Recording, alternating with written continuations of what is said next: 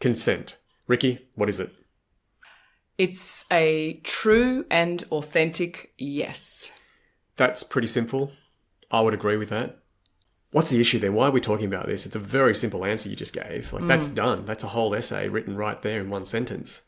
I think it starts from early on. I think that our concept of consent is something that can be muddied from the very beginning. And so it's still muddied, I guess, by the time we're adults.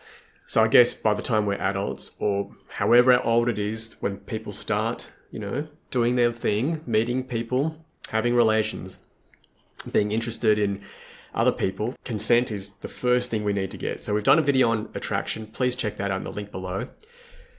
But once you are attracted, once you want to take things to the next step, you need consent.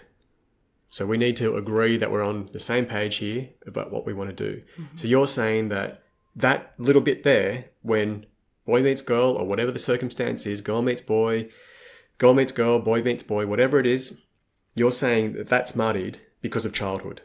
Well, things, I guess, that we learn from childhood. Okay, I need you to go into this. Okay, no doesn't always mean no for a child. So whether that's something, no, I don't want to eat that food, often a parent will override that, say, well, you have to eat that food. You have to eat that. That's not something... It's not negotiable. So, but if you bought that food from a Whole Foods store, it costs a lot of money. Yeah, exactly. But yeah, so there are times many times in our childhoods, where no doesn't actually mean no. That's a really good point. I never thought of it like that. A child isn't necessarily consenting to sitting at the table until that plate is cleared. Yeah. So things like that, where there's a lot of coercion, a lot of force, a lot of, well, you don't actually know what's best for your body and for you. I know better. And my need for you to do this is greater, or my want for you to do this is greater than your right or your need to say no. So it's just overridden. And there are times, of course, where putting on a seatbelt, for instance, you need to wear a seatbelt. So that hopefully there's enough time for a little bit of negotiation, a little bit of play, a little bit of something to get the child to be able to feel, okay, I consent to put this seatbelt on. Yep. But there are times when you do need to put the seatbelt on and you need to get going. There are emergencies or whatever the situation is. So consent is not as, I guess, it's kind of overridden for an important reason. But if it's always overridden, and even things like early on changing a nappy, being able to say, is this a good time for you? Or, of course, the baby's not going to be able to say, is it okay if I change your nappy? Or I'm going to change your nappy now. Or I'm going to wipe, your bottom, or wipe, all explaining everything that you're doing along the way. Of course, I know a baby can't give their consent, but at least if they know that you're taking notice of, oh, you don't want me to do this, you don't like the cold cream, or you don't, then their needs are sort of being acknowledged, even though you still need to clean the baby. And you're creating this norm right from the beginning. You're modelling a paradigm of consent. Yes, where it's a daily thing, it's a normal thing, it's an essential thing. Yeah. And that language carries on very easily, doesn't it? Like, you speak to a child from the moment you know it exists, and over time that just becomes so natural that there's a reason why kids who grow up in China can speak Mandarin, and that kids who grow up in Australia speak English, right? Yeah, we pick everything up. Exactly. So the language of consent is really important, isn't it? And that's something that I didn't really consider. And you think about the norm of someone kissing a child or hugging them, and the coercion that sometimes goes into that. It's like, oh, don't you want to give Uncle Pedo a hug? It's... or it might be, well, give them a hug, give someone a kiss, give someone a hug, it's not, don't you want to? It's like, no, you have to kiss, whoever it is, a relative or, friend. So those sorts of things, if the child is like, pulling away and sort of saying, oh, you don't feel like kissing someone right now, or you're not ready to, So acknowledging, and seeing their body language, and they don't want to do that. They're pulling away. And honour that. So, and don't force, we tried not to do that, to force those sorts of things that are completely unnecessary, and send the message that, you have to do what others want you to do, even if it feels wrong, even if you're not ready, even if you don't want to, even if it... Yeah. Because it makes us uncomfortable to say no to these people. Yeah, because we don't want to hurt our relatives and say, well, our child doesn't want to be held right now, or doesn't want to be kissed, or doesn't want to kiss someone, or... Yeah. So it's quite early on that we're conditioned to be used and to use other people, and that we can manipulate others, right? Yeah. So leaving childhood, coming to the time when you are ready for a relationship, how do we get consent? How do we model the ideal kind of consent? Communication. So it's that simple. Yeah. I guess you need to know what you're getting yourself in for. And the only way you can do that is by reading someone's mind, right? Exactly, right? Ridiculous. Saying, let's get out of here, could mean two different things to do to two different people, right? Mm-hmm. I mean, for me, it might mean, hey, let's get out of here and play chess together. Someone else is like, oh, no, we're playing checkers, right? And then it's on. So, yeah, it's communication. Yeah. It's letting each other know what we're in for. And also, we get so much of our ideas from culture. Like Netflix and chill means a certain thing. I didn't know what it meant. I don't know. It's because we don't have Netflix.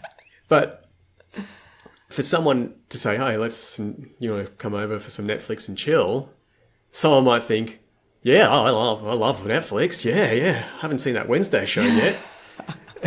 Yeah. Right? But we get the idea from memes and culture. But, that's all implied. It's not necessarily all true for every single individual. So it's really important to be explicit about what I meant by that was this. And someone say, oh, right, I'm up for that. Yeah. I'd love some ice cream. That's what you meant by chill. I got it. Right? But that's what we've got to do. We've got to be pretty explicit in the way we talk about things. Yeah, clarify and hopefully feel confident to clarify.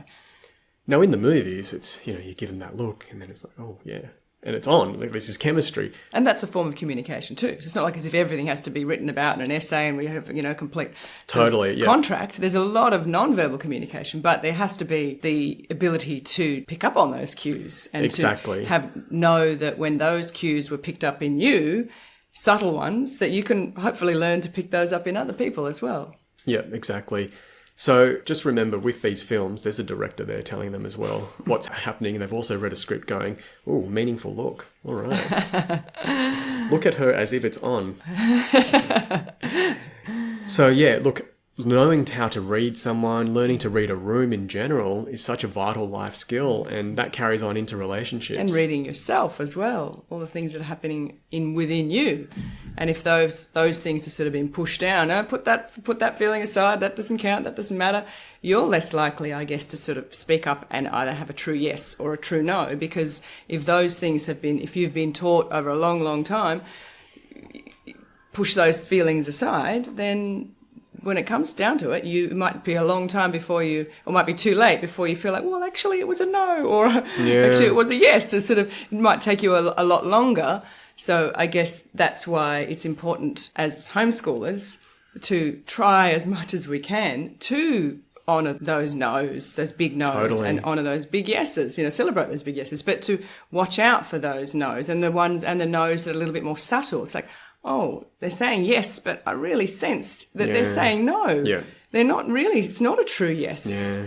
But they're going along with it. Why are they going along with it? What are they doing? And why do they feel they have to say that yes? Is it that they feel like we've withdrawn our love or our support of them or whatever it is? Yeah. Why is it a true yes? And often it's not a true yes. Yeah. And then to explore that, well, you're saying yes, but it really looks like, part of you is saying no. Yeah. Tell me more about that, tell me something about that, It's to be able to pick up on those, even if it is a yes, it's not actually always a yes. So we've got to empower our children to really be able to stand up and go, no.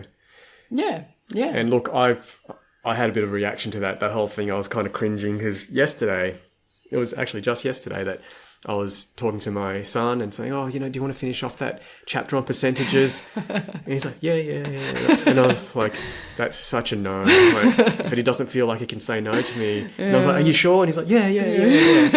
We didn't do it, by the way. Because I did read the room. I read his body language. Yeah. And percentages are important. I think we just had to finish off the chapter. I think it was on tax or profit or something like that. Yeah.